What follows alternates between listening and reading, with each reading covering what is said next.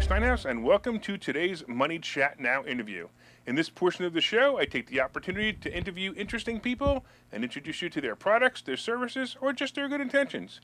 Hey, if you'd like to be a guest on my show, you can go to thelarrysteinhausshow.com/guest. That's thelarrysteinhausshow.com/guest. And let us know why you want to be interviewed. Hey, let me tell you a little bit about today's guest. Hey, my guest was a single parent for the majority of her 4 children's life.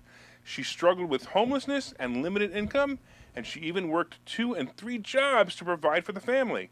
As her life became better, she got married, became a real estate investor, and even an insurance agent.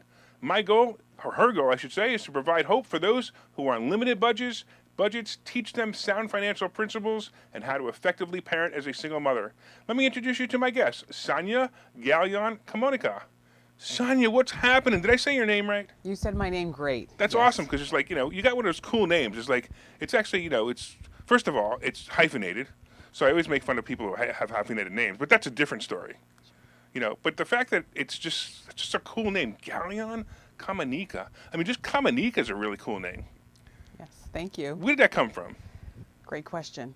You don't even know? I don't even know where it came from. Oh, that's it. So. This interview's over. I'm not doing this anymore. No. I already stumped the guest. So we're playing Stump the Guest now. But also, it's actually not just for single mothers, it's for single parents. Oh, single parents. Yes, both single fathers and single mothers. Oh, that's good. Yeah. You don't discriminate. I love that. Yeah. That's awesome. All right. So tell me a little bit about your life as a single parent. Sure. I was a single parent for, let me see, my kids are all in their 20s now, so I don't know, the majority of their life, I should say. I was married to their father, and he just was not capable to be loving towards me or towards them. So we spent a lot of time, him moving in, moving out. I was allowing him, I was young. Sure. So I was allowing him to move in, How old move were you out. when you had your first child, if you don't mind me asking? I think I had Anastasia 21. Okay. Yeah, So you have your first child, right? Boy or girl? A girl, Anastasia. Oh, cool. Yeah. Anastasia, cool name too. All right, there you go.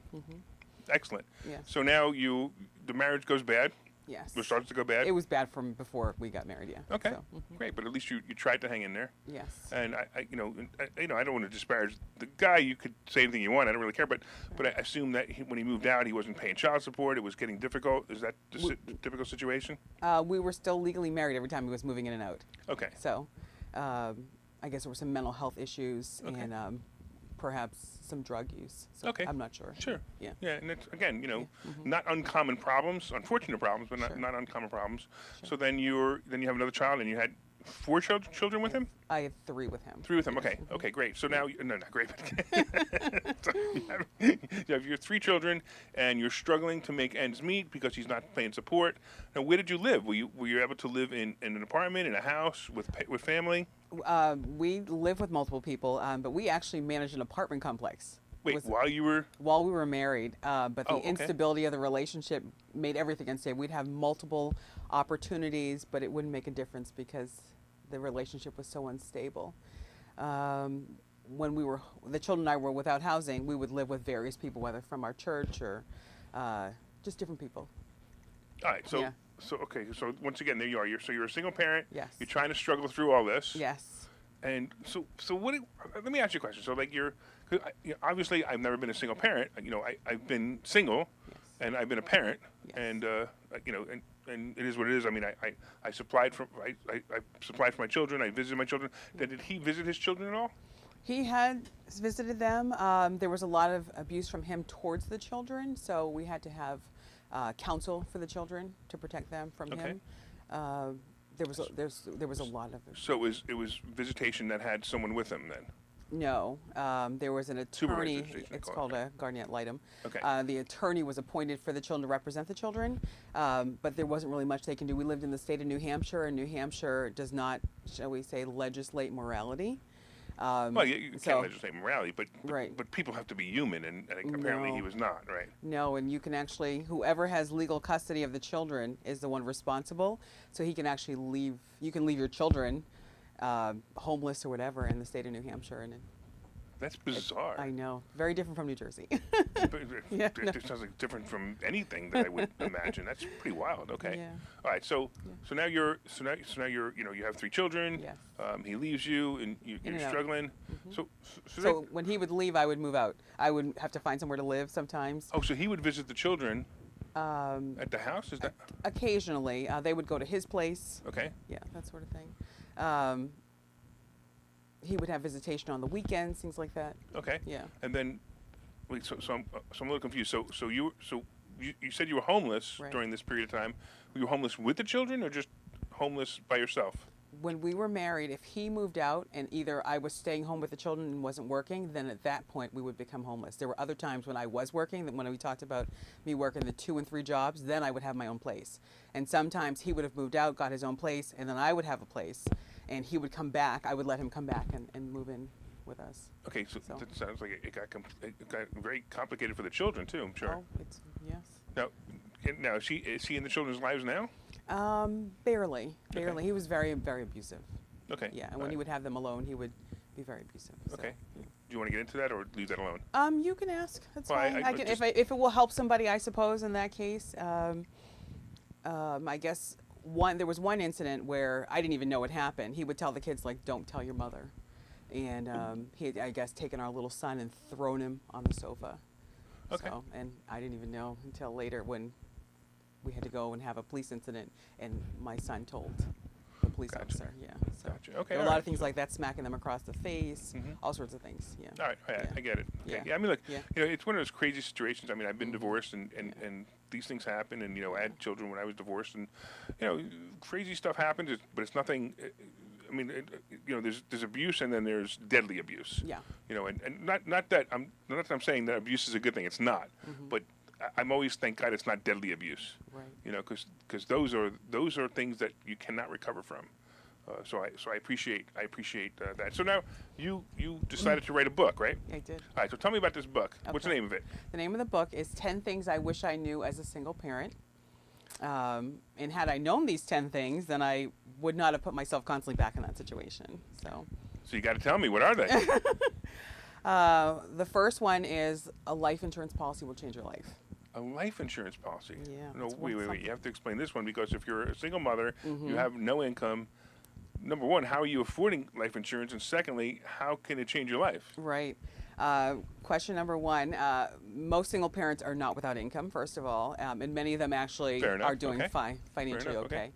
okay. One of the things I talk about is that I would receive tax refund money, somewhere between $7,000 and $12,000 every year. And how you're managing that money. Well, okay, wait. Yeah. Okay, no. See, Yeah.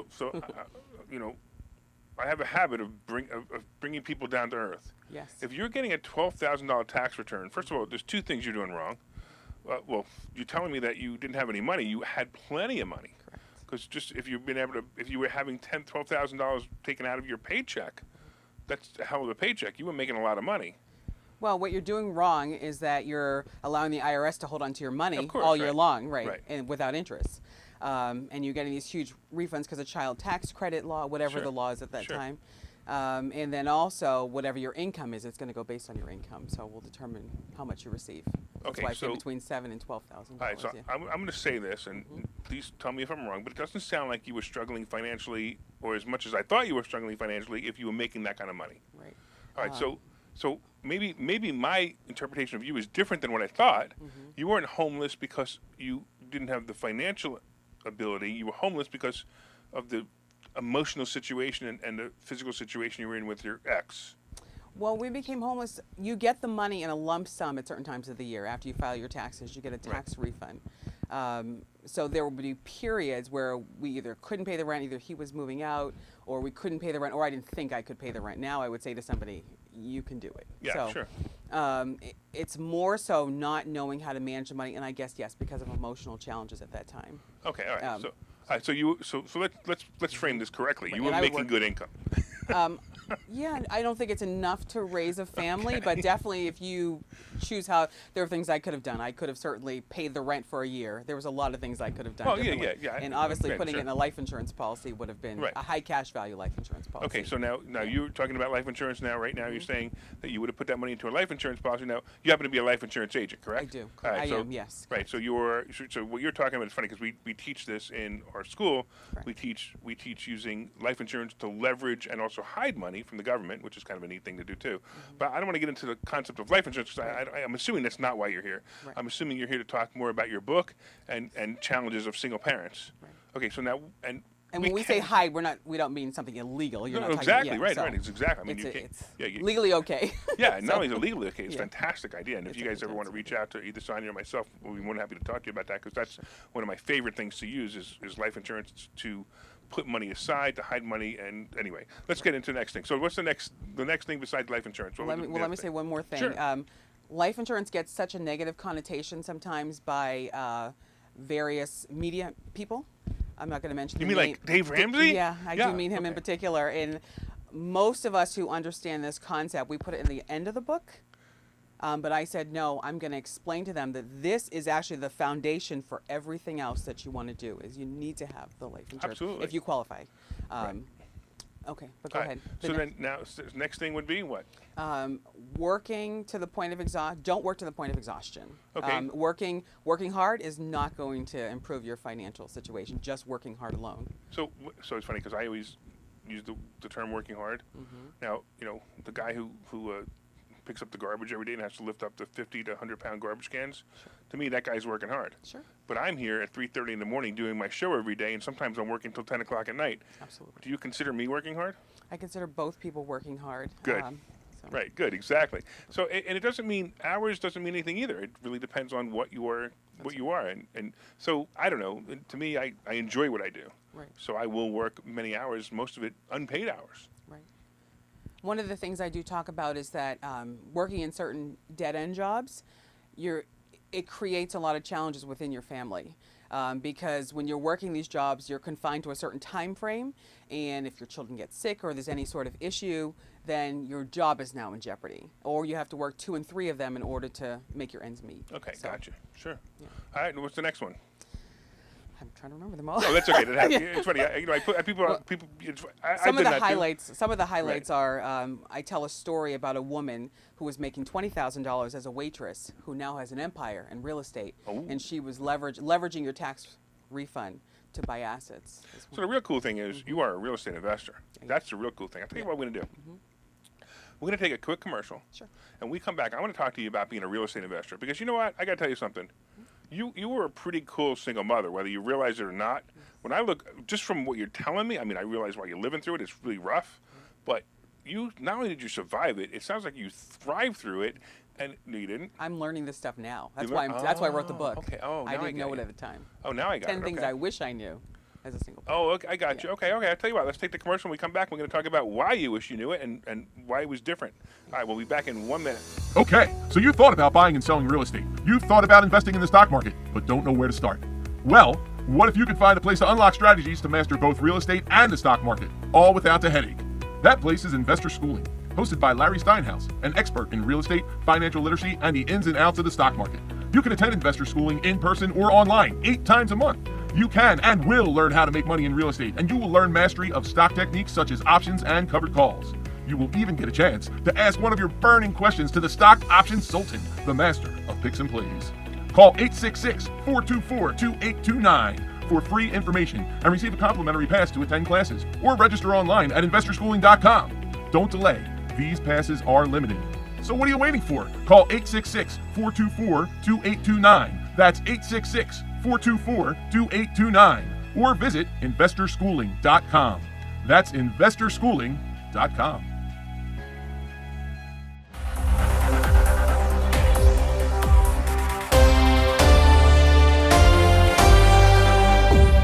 All right, welcome back to Money Chat Now, the interview portion. We are currently interviewing Sonja Galyon-Kamonika. Hey, if you'd like to be a guest on this show, please go to thelarrysteinhousshow.com/guest.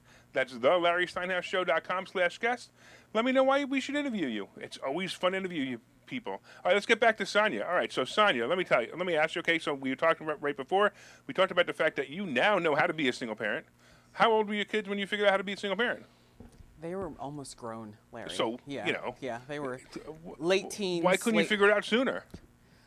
I think we're so wrapped up in the finances and the lack that we're not able to focus. Yesterday I was with somebody, and she has 3 small children. She has a 7 or 8 month old, a 3-year-old, and an 8-year-old. And her husband was at work, second shift. And she said, and she had to get home from where I was, Roselle, with her to Newark. And I said, oh, just take an Uber. She says, I can't afford an Uber. Right. And I said, you got to take an Uber. You got to take a car to get home. But she wouldn't do it. She's like, I don't have the money for it. And this is kind of the mindset. And she's not even a single parent. And this is the mindset of people usually in that situation. We're just not functioning properly. So a lot of people, and I teach this, a lot of people, they live moment to moment. Correct. And that's the problem. They're thinking about their Uber. They're thinking about their next meal. And, if you think that narrow of time, those are the problems you're going to face, is how to get an Uber. Right. I mean, the problems that I think about is, how do I structure my empire for my kids to get it without having a problem? That's right. And those are the things I think about. So it's kind of interesting. If you start to change your thoughts, you actually will. Now, I realize that that woman doesn't have an empire yet to think about, Right. but she might want to think about next week or next month or 2 years from now or 3 years from now how to get out of that situation. Right. So tell me, so you wrote this book. So the book really isn't about. It almost sounds like it's more not only about single parents, but also sounds like a book of life, like how you should structure your finances. Right. I mean, there are people like you who are already writing books to help people structure their life. So I wanted to just focus on one market, which is the single parents, because that's what I understood. And I'm seeing it all around me with the same mindset that I used to have. So, Got it. So now yeah. you also have a bunch of real estate that you've been investing in, correct? Yes. When did you start investing in real estate? I wouldn't say a bunch of real estate. Oh, that's fine. But One or our two first, pieces, it's fine. It's fine. just in the last year, Yeah, we bought okay, our first okay. property. Yeah. So, So you just started a year ago. So now, Yes. what happened to you? So you were kind of like stuck in this 9-to-5 mindset. You were struggling. You even talk about how the fact I noticed something you wrote way back when was that you thought debt was a bad thing, which most people do, and wrong debt is a bad thing. Good debt is a good thing. Dave Ramsey says there's no such thing as good debt. Well, he's I'd like to see his finances, and I'll show you all the good debt he has, including credit cards and whole life insurance. But that's another thing. yeah, I would like to see that as Yeah, well. exactly. Yeah. But anyway, so how did you make this transition from the mindset of I don't want to be in debt, I don't want to put any money away, I don't want to becoming a real estate investor? Right. Well, the idea of the no debt was definitely not working. And as I began learning how to manage debt responsibly, it was like a life changer. It just started opening up opportunities and ideas. And I'm like, I can take out a loan. Absolutely. Yeah. You just have to pay it back. Right. And there was a time, like I tell a story, there was a time we actually slept in a police department when there were hotels all around us. It was absolutely ridiculous. So I asked people, don't feel sorry for us. It was absolutely ridiculous. So as I began to meditate and began to open up my idea and my mind to possibilities, I was able to start becoming a real estate investor. So here's a crazy thing. So Yeah. one of the things that happened to me, and I talk about it all the time, is in 2008 I lost everything. I went bankrupt. And you know what happened to me the next day? You went and bought a car, right? Well, yeah, it's true, but I woke up. Yeah, you woke up. So nothing, it's okay. Things can happen. Bad things can happen, but you can struggle through them. You can get to the other side. You just have to decide how are you going to get to the other side. When you get to the other side, are you going to be broke, or are you going to get to the other side and you're going to be rich? As a matter of fact, when I wrote my first book, I wrote it 6 months. I started writing it 6 months after I went bankrupt, telling everybody how I was going to recover. And it's funny because one of my students read the book, and she came back to me and she said, "You've done everything in this book except one thing." And I'm like, "I don't even remember what's in that book anymore." She goes, "The only thing you didn't do is buy a sailboat yet." She says, "But everything else you did." And it's very funny because that's exactly the truth. Is I did everything in that book that I said I would except buy the sailboat. So in your case, so now you're writing a book and you want to get the word out. Right. Now, how long ago did the book come out? How long ago? Yeah. Funny story, another. I have a life insurance client, and he is a former teacher, and he's actually on his 4th edition of a book. And he was actually the one who encouraged me to write the book. It's Great, his most that's great. hysterical thing. I've been trying to get it out there, I guess, for a year, talking to different organizations, and it wasn't going the way I expected. He said, use a certain company, self-publishing school. And I did. That was in July. Here we are in September. The book's written, and we don't have the paperback yet, but the ebook and the Kindle are ready to go. That's awesome. So, That's yeah. great. So when does the paperback actually come out? It should be October 15th. Are you excited? I am so excited. All right, you ready? I'm going to give you a clue about books. You ready? Sure. You want to know how many you're going to sell in the first week? No, don't tell me. Look, here's the thing. So if you sell 1 million copies, or if you sell 3 copies, I want you to not think about the fact that you sold 1 million or 3 copies. Okay. I want you to think about the fact that you accomplished completing the book. Yes. That's the greatest thing. That is It's great. amazing, especially your first one. The first one's always the hardest. They get easier as you start to write them. Yes. Because I'm on my 5th now, Yeah. so they get easier. So it's kind of interesting. So don't worry about it. Just have a good time with it. Yes. Enjoy it. Get the word out there. And the nice thing about a book too is it also gives you credibility. Yes. Okay. So now it sounds like your main focus then is the life insurance sales. Is that correct? No, it's real estate as well. It's Okay. really just guiding the single parents. I mean, there are things I talk about, letting the children be more independent, letting the children come up with business ideas, creating a family bank. There's a lot of stuff I talk about in the book. Well, let's So- talk. Well, so you're saying have the family create a family Create bank. a family bank. Tell me about that. Yes. It begins with one life insurance policy. It's something where everybody in the family has a bank, has a life insurance policy. You become the bank because now instead of going to the bank to put your money in there first, you actually decide, I'm going to create a policy, I'm going to use this life insurance policy, and I'm going to withdraw money from this policy to pay for everything that I need, whether it's my cars, a down payment on my house, to purchase a house is also a possibility, whatever you need it for. You start structuring your life annually. I put the money in, I take a portion out, I pay my electric bill, pay whatever it is I need to pay. So you're using the And life you're insurance using the policy as infinite banking. The infinite banking. yes. Fantastic. I love Correct, it. yeah. I love it. That's fantastic. It's one of the principles we teach in investor schooling.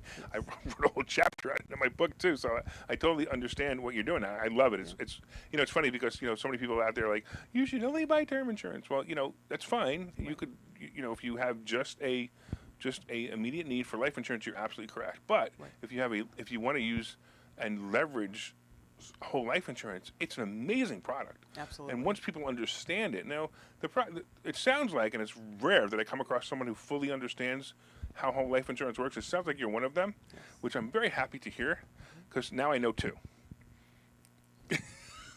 Besides and me, I know 3. You know what I mean? Don't rule out the term. Don't rule out the term policies. No, it's an important piece. It's an important piece of finance, but it's for a short period of time, Right. and it's used specifically for life insurance. Right. But the whole life policy, the internal engine of the whole life policy, is so different than anything else out there. I know. And I love it. I mean, it's one of the concepts we teach. Right. We teach it. We teach it. We tell you to do it the right way. Right. And if you do it the right way, and if you have the right agent who understands it, That's right. then it really works out really well too. And I assume now you're working for a brokerage, or you're working for a specific company? No, I'm independent. Okay, so Yeah. you can sell multiple policies, multiple companies. Correct. And even for people that no medical underwriting, I can do that. For people who have some major health issues as well, I have policies for that, 50 and over. So, That's awesome. Okay, yeah. great, excellent. All right, so let's talk. We got a few more minutes left. Right. Let's say you were about to advise a 19-year-old who's pregnant. Okay. Okay, what would you recommend that she do? I'm not looking to life insurance, but I'm talking about mentally. Right. I'm talking about how to raise the child and things they should know. Even if you were going to talk to your 19-year-old, your 21-year-old self, Right. What would you say? I would say, first of all, be grateful. I think children are a gift from God. Be grateful you have that child. Do the best you can. Take care of your health. Take care of the child. Be happy. Set up a life insurance policy as soon as they're born. Well, they should set up a life insurance policy, not just for Right. For both for the you, child and if for something yourself. happens to you as a Right. parent, look again. We talked about term. That's fine. Right. Just have something just in case. You're absolutely correct. Right. Unless the parents, unless the parents of the mother have already said that they would step in, Right. and financially it won't be a problem for the children or the parent of the Right. pregnant mother. Got it right. Right. I mean, I have a client recently who the husband just passed away due to a motorcycle accident. He left behind 2 twins, 2 4-year-old twins, and the wife. So get something in place. Ideally, I would say leverage that tax return. Buy some real estate for you and the child. Buy it while you're young. Do as much as you can while you're young, while you're healthy. I guess would be my biggest thing. Take time for yourself. You don't need a partner. Don't think you have to have somebody in your life. So, and the sky's the limit. The sky's the limit. So it depends on how they got in a situation. So, of course, All right. So got to sit down with people. You can't just No, give I- a blanket statement. Yeah. I agree. I mean, you see a lot of single parents who struggle, and they struggle mentally more than they struggle financially. Now, don't get me wrong, they struggle financially. But part of it is they need to get that money mindset changed. And it's funny, what's the first thing you would tell somebody to do to change their money mindset? Right. I personally would recommend meditation. Oh, really interesting. Okay. I've read the Bible for many years, probably 40 years. Read the Bible, praying, but nothing changes your mindset like calming the mind with meditation. There's nothing like it. So So do I you would have strongly a, recommend it. do you have a mantra that you meditate to, or? Not necessarily a mantra, but various types of meditation, whether it's for gratitude, for peace, whatever it is. You can find a lot of stuff on YouTube. So Excellent. so And do you meditate every day? I do. That's funny. So I have a student friend of mine who meditates every day, and he actually got to the point where he went to all these crazy meditation places, and he actually says he's meditating while he's talking to me, Interesting. which I've never heard of before. Neither have But he says he's in constant meditation, which I thought was amazing. I don't know how he does it, but I Maybe a thought state of peacefulness and mindfulness is that's what what I he means. said. Yeah, But he said, so, no, it's meditation. I'm like, I figured, why argue with him? Yeah. He might know something I don't know. Have you ever noticed that people know things that you don't know? Yes, absolutely. Yes. When I was 18, no, I knew everything. Of course. 15. At 15, I knew more. You're absolutely right. I remember telling my mother how to drive. Oh boy. Right, and then I actually got behind the wheel and was like, holy cow, this is dangerous, this is scary. Sometimes you gotta let people make their own mistakes. You try and try, but yeah. Exactly. All right, so real quick, how can people get a hold of you? How can they buy your book? Absolutely. Talk to me about that, again. Okay. Well, the book you can find at get10things.great.com. That's get10.gr8.com. All right, and Yeah. they get the book there? Yes. All right, and absolutely. then And my how can phone. they reach you if they need to? They can reach me through that. That's fine. You can I would prefer people just buy the book. Otherwise, my number is 732-979-6283. I have an 800 number, but I don't have it memorized. Oh, it's okay. It's on the phone. All right, cool. I appreciate you. You're awesome. Thank you. And I want to thank you all for watching the show. I want to thank you all for watching, of course, Money Chat Now, the interview portion. And once again, we are here every day at 7:30. You can find us on Facebook, LinkedIn, Twitter, and YouTube. And if you'd like to be a guest on our show, you can go to thelarrysteinhausshow.com/guest. That's thelarrysteinhausshow.com/guest. And let us know why you want to be interviewed. Hey, we hope you enjoyed the show. And we hope you'll tune in again. Make it a profitable day.